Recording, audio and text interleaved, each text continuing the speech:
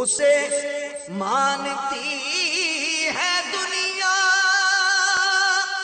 اسے ڈھونڈتی ہے منزل، رہے عشق مصطفیٰ پہ جو غلام چل رہا ہے۔ السلام علیکم ورحمۃ اللہ وبرکاتہ۔ وعلیکم السلام ورحمۃ اللہ وبرکاتہ۔ میرا نام عابد حسین، باڑ میں میرا ضلع، راجستھان، قصبہ ہند سے بول رہا ہوں۔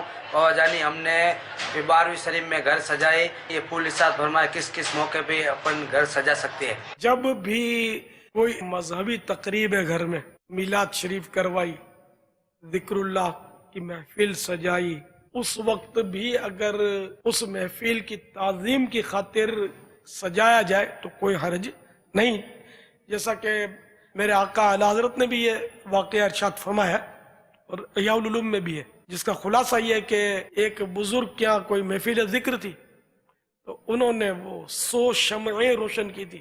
اب وہ ہماری طرح بجلی اور لائٹنگ والا یہ دور نہیں تھا، تو کوئی صاحب اس میں شریک ہوئے، ان کے دل میں بات آئی کہ ایک دو بتی سے بھی اجالا ہو جاتا ہے، یہ 100 شمعیں جلا کر رکھی ہیں۔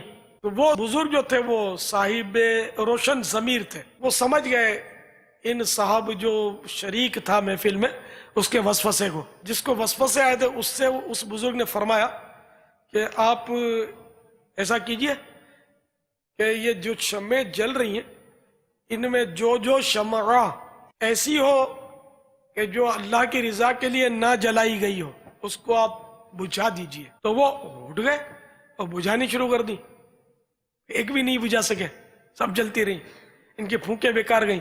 اس سے وہ بڑے متاثر ہوئے اور اپنے وسوسے دلی کی معافی چاہی۔ تو اللہ کی رضا کے لیے ذکر اللہ کی محفل میں روشنی کرنا اس کی تعظیم کی نیت سے، تو یہ بھی کار ثواب ہے۔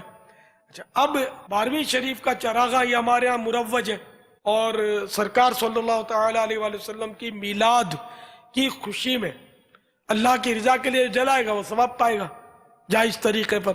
گورنمنٹ کی بجلی چوری کر کے جلائے گا تو گناہ گار ہوگا، جیسے کنڈا سسٹم ہمارے یہاں بعض لوگ کرتے ہیں۔ پھر یہ کہ اب 12ویں شریف گزر گئی، اس کے باوجود بعض جگہ تو سینکڑوں بتیاں جلتی رہتی ہیں، یہ سب غلط ہو رہا ہے کیونکہ یہ عرف نہیں ہے، اس پر اب اس سجاوٹ کا کوئی مقصد باقی رہ نہیں گیا۔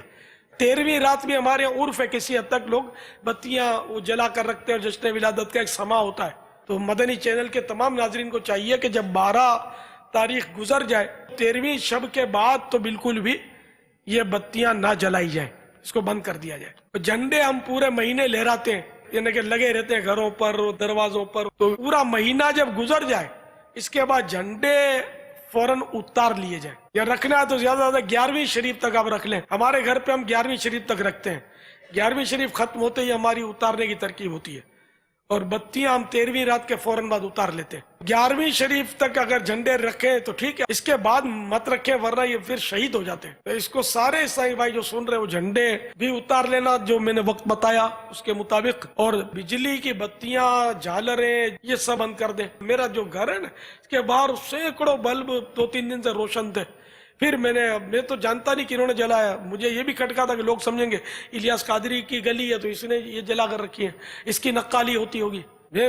پریشان۔ پھر میں نے کوشش کر کے کسی کو چٹھی پیغام بھیجا کہ آپ مہربانی کر کے ان کو بند کروا دیں، اگر یہ لگانے والے کوئی اہل محبت ہے، مجھ سے محبت کرنے والے ہیں تو بے شک ان کو میرا حوالہ دے دیں کہ الیاس نے بولا اس کو بند کر دو، اس کی حاجت اب نہیں ہے۔